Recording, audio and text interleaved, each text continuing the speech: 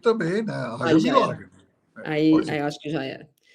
Aí, Piperno, ontem tivemos também Corinthians e Internacional. Corinthians sem muitos jogadores titulares, um time completamente diferente, que jogou bem de novo, assim como vinha jogado bem contra o Flamengo. Ontem jogou com um ataque diferente, Vitinho e Legão. Gostei do Vitinho ontem.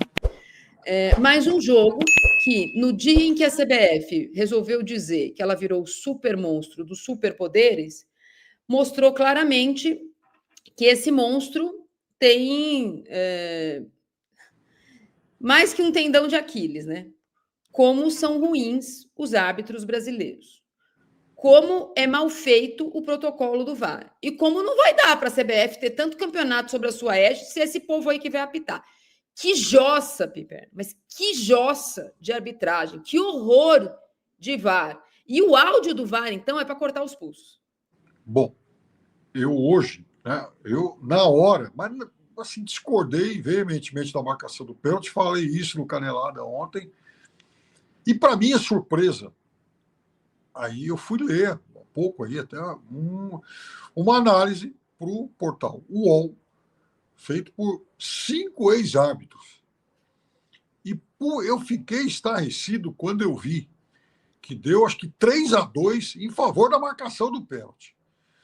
Mesmo que fosse 3-2 para o outro lado, o fato desse lance ter dividido tanto essas opiniões me faz concordar com uma avaliação que o Flávio Prata tem. Eu sinto muito o Flávio, porque o Flávio é estudioso de arbitragem e tal. Porque, veja, o problema todo é a má formação.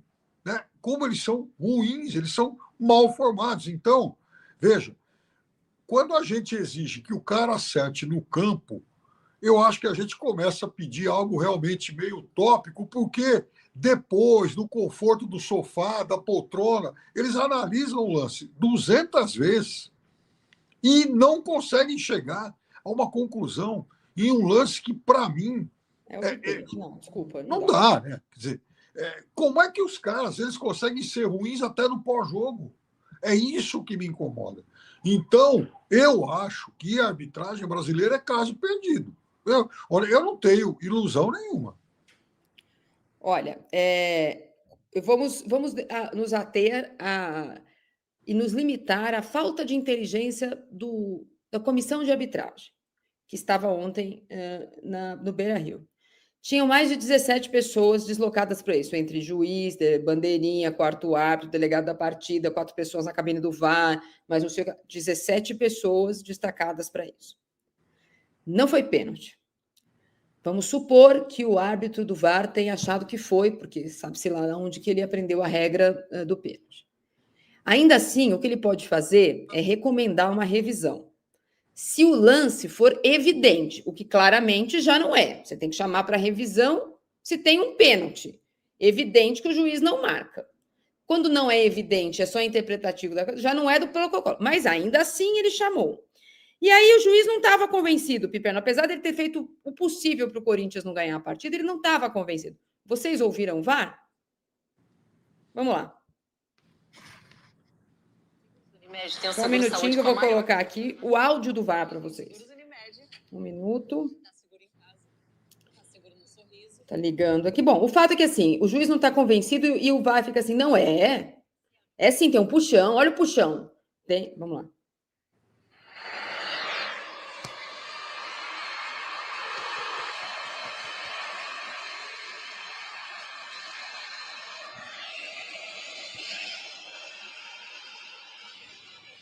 Peraí. Só um minutinho que eu coloquei errado aqui. Desculpa, eu coloquei errado. Eu vou colocar o outro lance. Aliás, Marília... o jogo e agora eu tenho que baixar o áudio do VAR. Mas, de qualquer forma, é exatamente isso. O juiz não está convencido e o cara coloca o lance em câmera lenta, não está no protocolo. Não pode colocar lance nenhum de falta em câmera lenta. Tem que ser na velocidade normal. Ele pode mostrar quantas câmeras ele quiser, mas o protocolo do VAR diz que o lance tem que ser revisto na velocidade normal de a partida. E aí o juiz acha que não, ele põe de novo. Aí ele fala assim, vou pôr outra câmera. Olha, eu vou colocar outra câmera. Não, peraí, aí eu demoro, o cara fala assim, tá bom, pênalti. Então, porque bom, Primeiro que aparecem aí várias imagens, né? E nenhuma delas tinha sido minimamente conclusiva. Você nem pegava lá tão aberto assim para tentar enxergar o pênalti. Eu não tinha visto. Falei, não foi pênalti, não é possível e tal. É malandragem de jogador e tal. Por isso, inclusive, que eu defendo sempre um ex-boleiro no VAR. Tira o Rasponi e põe um ex-jogador que ele sabe a malícia, a malandragem, né, de quem está em campo, porque ele já fez a mesma coisa. Mas, dito isso, assim, eu juro, revi e tal. Mas hoje, por exemplo, o que me espantou muito é que um dos ex-árbitros que disseram concordar com a marcação foi o Simon, juiz de 3 Copas do Mundo. Aí teve um outro, desses 5 ouvidos aí pelo UOL, que ele diz o seguinte: o jogador do Internacional, Tabata, né, já tinha feito um movimento para finalizar, porque ele tinha tomado a frente, então ele tinha condição de fazer a finalização para o gol e tal. Então, assim, juro para você, eu tenho muita dificuldade em assimilar o que esses caras conseguem ver. Para começar, que esses caras têm uma relação com a comissão de arbitragem da CBF. Sim. Não são completamente. E não estou falando só sobre defender a sua classe, que muitos deles não são mais árbitros. A questão é, a comissão de arbitragem da CBF hoje em dia, ela tem consultores que não trabalham na CBF. Alguns que vocês nem sabem, que trabalham em emissoras por aí, são consultores dessa comissão que não tem mais presidente, mas para não ser mais o Gacibol, eles fizeram um colegiado. Inclusive, tem observadores estrangeiros. O que me deixa mais chocada em relação ao fato da gente ter transformado a arbitragem brasileira em uma decisão de cubículo fechado é que o juiz, que é péssimo, que errou a valer, mas é ele o juiz da partida, o senhor Rodrigo Pereira de Lima, ele chega falando assim: é muito claro que não teve falta. Bom, se ele acha muito claro que não teve falta, acabou a conversa. Mas não acabou. Sim. Vou pôr aqui para vocês ouvirem. Vamos lá. Agora vai. Olha lá. Vamos ouvir o VAR. Eles demoram para... Agora eles cortam antes, para você não ver que eles estão conversando antes. Vamos lá. Vai. Vamos lá. Aqui. Olha lá. Aqui.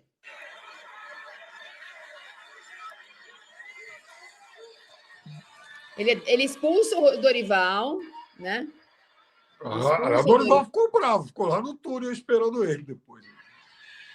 Tá muito ruim o meu áudio do VAR aqui, para vocês entenderem, porque eles colocaram o sobe-som das pessoas, mas ele chega no VAR falando assim, ele não dá o pênalti, aí chamam ele, sugiro revisão. Aí ele fala assim, estou checando, ok. Aí o árbitro do VAR fala assim, estou checando. Aí o Rodrigo Pereira de Lima fala assim, ok, mas a disputa é legal. Ele fala para ele, a disputa é legal. Aí assim, o VAR fala, não, tem puxão nas costas. Muito sutil, mas muito sutil não é pênalti. Pode encostar no amiguinho. Aí aí ele chega lá e fala assim, me dá uma... Estão lá na cabine. Me dá uma câmera do gol. Aí o VAR, no meu entendimento, eu vejo impacto, tá? O VAR não tem que dar opinião, ele tem que pôr a imagem. Aí o juiz fala assim, pela câmera do PGM, essa daí, me dá a velocidade... O juiz fala, me dá a velocidade real, porque está me dando na câmera lenta. Aí o árbitro, para mim, no campo, é muito claro que não tem falta. Aí o VAR, o que você vê, Rodrigo? Ele acabou de falar, não via falta. Aí ele fala assim, uma disputa natural. Aí o VAR, aqui, para o jogador continua em pé e já está puxando. Olha, vai na câmera 3. Aí o VAR, vou te mandar de novo a primeira imagem. Aí o juiz, me dá outro ângulo. Aí o VAR fala, na velocidade normal? Sim, tem que ser na velocidade normal. Me dá a câmera do gol, fala o juiz. O VAR fala, a câmera do gol não está muito visível. A melhor é essa, velocidade real. Vou te mandar em 3 velocidades para você ver. E tem a outra, mas não tem nenhuma muito clara. Aí o árbitro, ok, Gilberto, esse puxão para mim, tá bom, impacta, vou dar o pênalti. Isso é pênalti, Piperno? Aos 56 do segundo tempo. É um escândalo. Não, isso é uma pouca vergonha. É um escândalo isso, pelo amor de Deus. Mas depois Marília, dos 3 pênaltis que deram para o Internacional no Grenal, isso daí é o quê? O Internacional, aliás, foi o time que mais teve pênaltis nesse Campeonato Brasileiro. Enfim, a favor. Aí vem uma outra questão. O Zanovelli, que todo mundo criticou, inclusive a gente, por conta daquele pênalti marcado em favor do Grêmio, lá no Maracanã, ontem estava pitando de novo. E outro jogo do Grêmio, Santos e Grêmio. Só que agora, na minha avaliação, ele erra para o outro lado. Então, veja, eu, em momento algum, eu faço críticas ao caráter dessa turma. Eu não acho que eles sejam árbitros que vão lá para cumprir missões, erram de forma premeditada e tal. Não, eles são só muito ruins. Para um lado, para o outro, tal, é uma ruindade ecumênica. Eles erram, mas assim, erros muito grotescos. Aliás, ontem, né, no caso lá do lance do Santos, assistindo o jogo lá pela TV Globo, na hora, Paulo César Oliveira lá, né, enfim, avisou a equipe de transmissão, olha, não foi pênalti. Não foi pênalti porque a bola bateu. O goleiro, né, enfim, o zagueiro chuta, a bola bate no braço, o jogador do Grêmio, para quem não viu o lance, aí sobra para um outro que faz o gol. Se tivesse batido no braço de quem fez o gol, ok, mas não foi isso que aconteceu. Então, aí a interpretação desse lance mudou também, né? Mudou já duas, três vezes nesses últimos anos, mas não é possível que eles também não saibam isso, né? São pagos para isso. Olha, o que aconteceu ontem é um escândalo, porque assim, a CBF, a New CBF, né? Então, como é que eu gostaria de passar esse VAR para o presidente da FIFA, falar: o que você acha disso aqui que é feito no Brasil todas as rodadas, contra todos os times? Tem um cara no VAR que acha uma coisa, o juiz está falando que acha outra, enquanto o juiz não mudar de opinião, ele fica: mas eu vou pôr outra câmera. Mas espera um pouco. Mas vamos de novo. Mas espera aí. Sabe, Piper, não tem cabimento isso, muito... a CBF tem que ser punida, os clubes são punidos, os árbitros são punidos, ficam fora da escala. A CBF, que oferece esse serviço, ela precisa ter alguma punição, alguém precisa punir a CBF, falar: ó, vocês não sabem, é o seguinte, vai terceirizar os árbitros no Brasil, porque vocês não sabem a regra, vocês não sabem usar o negócio. Mas É eu um sou a absurdo favor. isso, é um completo absurdo. Eu sou a favor. O áudio, a situação já foi absurda. O áudio é um escárnio. O áudio do VAR é um escárnio.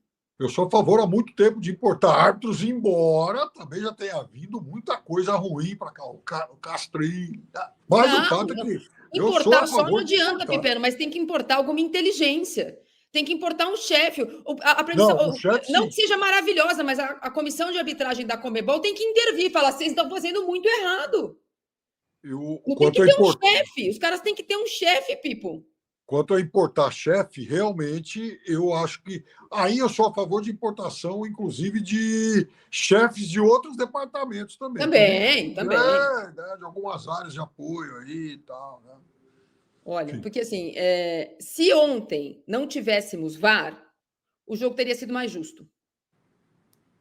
Tanto no gol que tiraram do Corinthians, como no gol que tiraram do Inter, como nesse pênalti absurdo que resolveram dar os 53. Era melhor o jogo ter sido apitado pelo árbitro de campo, que é ruim. Mas o VAR conseguiu transformar o árbitro ruim de campo num árbitro péssimo. Aliás, de era para novo. ser um negócio que ia ajudar, segundo vocês todos, amantes da tecnologia, que acreditaram na igreja varoridiana. O VAR vai resolver todos os problemas. Um árbitro ruim fica pior com o VAR. É isso que acontece. Eu acho que não resolve todos, mas assim, resolve vários. Mas não resolve todos, e a gente está vendo aí, até porque eles estão utilizando no VAR árbitro ruim. Mas veja como o problema estrutural é sério. O árbitro de campo é ruim, o árbitro que eles reaproveitam no VAR, né, o cara que estava lá aposentado, encostado, foi juiz ruim no VAR, ele também é ruim, e o árbitro que vai comentar em portagem, televisão e jornal, ele também continua insistindo no erro. Então a cadeia toda, ela é muito ruim. É esse o grande problema. Quer dizer, não adianta aqui só trocar essa turma de função, porque eles vão ser ruins em todas as funções. E eu vou repetir, as pessoas falam: não, o problema não é o VAR. Sim, gente, o problema é o VAR, porque o VAR não é uma entidade.